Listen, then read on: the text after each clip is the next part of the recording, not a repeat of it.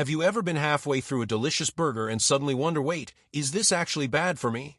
If that sounds familiar, you're not alone. The conversation around meat, whether it's healthy or harmful, has gotten louder in recent years. And it's not just about what's on your plate, it's about your long-term health, the environment, and sometimes even your values. But today, let's focus on a simple question. Is meat unhealthy? All right, let's start at the beginning. Meat has been a part of the human diet for hundreds of thousands of years.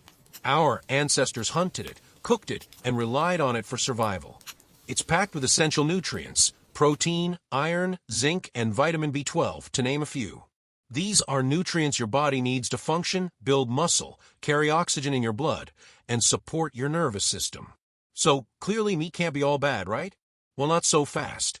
The issue isn't that meat is inherently unhealthy. It's more about how much, what kind, and how it's prepared. Let's break that down a little.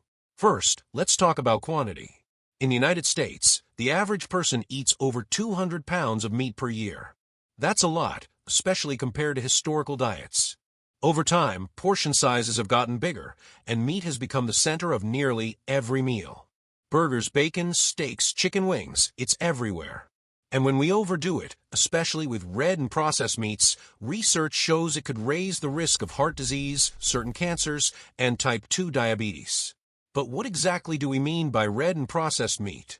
Red meat refers to beef, lamb, and pork, though pork often confuses people because it's marketed as the other white meat. Processed meat includes things like bacon, hot dogs, sausages, and deli meats. These meats are often preserved through smoking, curing, or adding chemical preservatives. Studies have linked regular consumption of processed meats to higher risks of health problems, particularly colon cancer. In fact, the World Health Organization has classified processed meat as a carcinogen, a substance that can cause cancer, and red meat as probably carcinogenic when eaten in excess. That doesn't mean eating a slice of bacon now and then is going to give you cancer. It just means that frequent, high consumption over time could contribute to health risks. Now, you might be thinking, wait, I know people who eat meat every day and live to 90, and you're right. That's where genetics, lifestyle, and balance come into play. Diet is just one part of the bigger picture. But even so, many health experts agree that reducing meat, especially processed and red meat, and increasing plant-based foods can have significant health benefits. That brings us to another key point. Not all meat is created equal. There's a big difference between a grilled salmon fillet and a deep-fried fast food burger.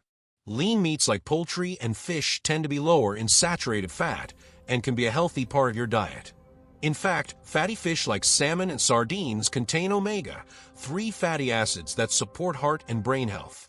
And how you cook meat matters too.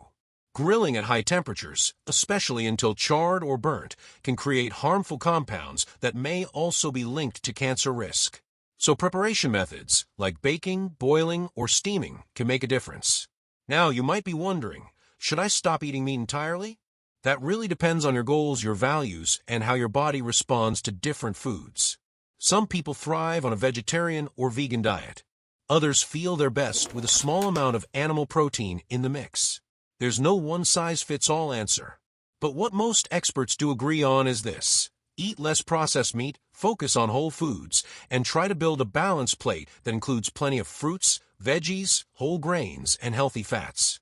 Let's not forget, food is more than just fuel. It's culture. It's tradition. It's comfort.